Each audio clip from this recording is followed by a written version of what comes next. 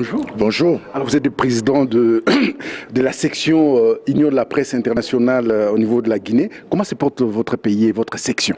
Écoutez, je vous remercie pour cette question. Notre pays se porte très bien puisque il y a une semaine à peine que nous avons fêté les 60 ans de la Guinée.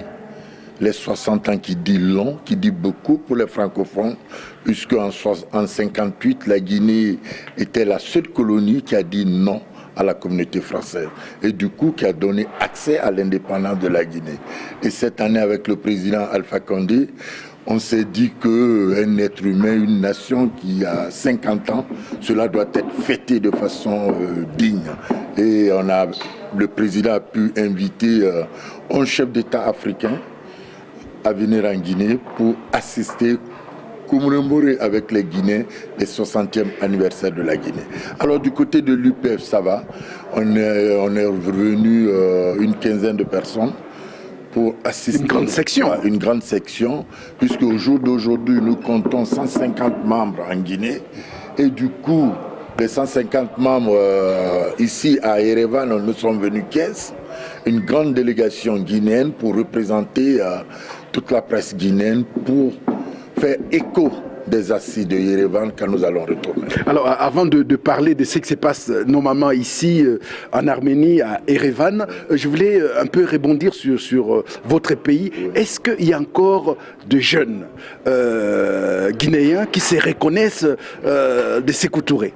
Écoutez, je dirais de jeunes, c'est un peu petit parce que là, on est en train de segmentaliser l'association. Par contre, posez-moi la question, est-ce que les Guinéens se reconnaissent en Sékou Touré? Je vous dirais haut et fort, oui, puisque les 60 ans que nous venons de fêter a démontré l'engouement, a démontré le nom Ahmed Sékou Touré dans le cœur battant de tous les Guinéens. Et cela s'est fait au grand stade de Conakry le 28 septembre, qui n'a pas changé encore de nom, puisque c'est le stade emblématique de Afia, que tout le monde connaît, le triple champion de l'Afrique, qui était le club de Ahmed Sékou Touré, et cela a fait revivre encore davantage le nom Ahmed Sékou Touré, les gloires que la Guinée a connues de son indépendance au décès de Sékou Touré en 1995.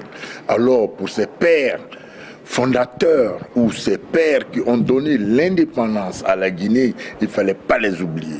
Alors, je crois que Sékou Touré, cette année, on l'a fait renaître encore pour la nouvelle génération, pour ceux qui ne l'ont pas connu.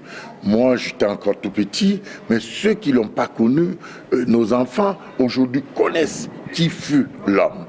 Et les œuvres de l'homme ont été citées pendant toute une semaine.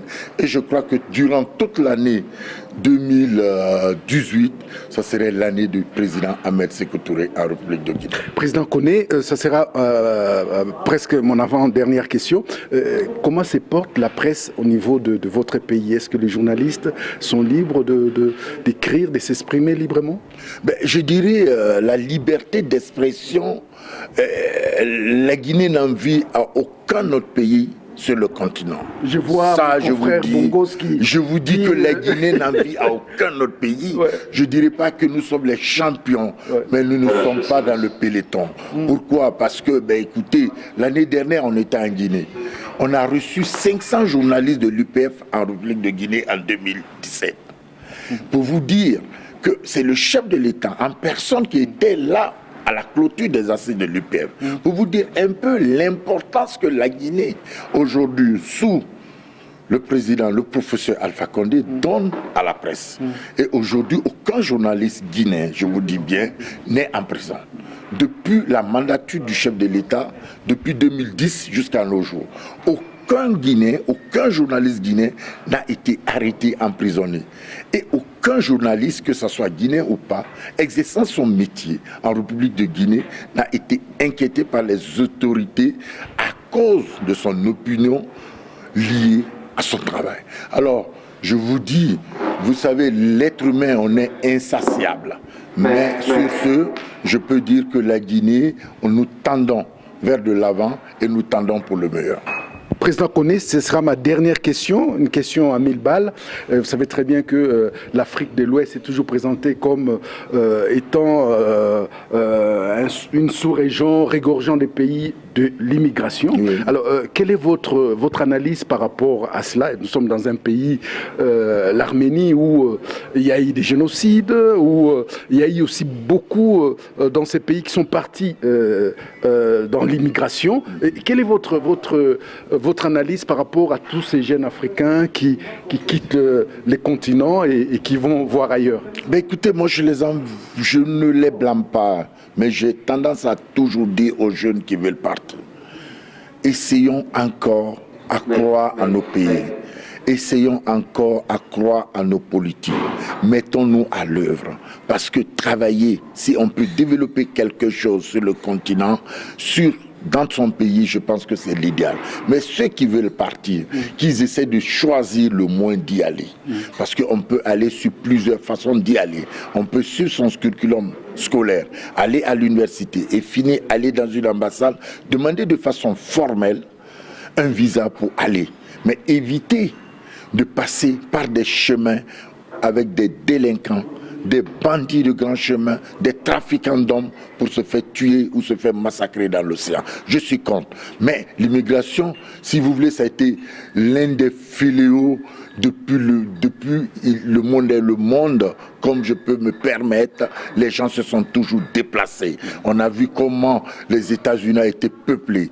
On a vu comment l'Europe même a été peuplée. On a vu comment l'Afrique, écoutez, le gouvernement français, à la fin de la Seconde Guerre mondiale, était où? Était en Algérie. Alors c'est pour vous dire que ce n'est pas maintenant qu'il faut dire que la migration ou l'immigration doit être un problème ou une crise mondiale. C'est quelque chose qui s'est toujours posé, qui s'est toujours passé. Il faut juste commencer à mettre de l'ordre et à pouvoir organiser et orienter ceux qui veulent se jeter aujourd'hui, prendre le chemin de migration. Président Koné Ibrahima, je vous remercie. Je remercie aussi notre confrère Roger Bongos qui a été à la réalisation de cette émission. Merci. Merci.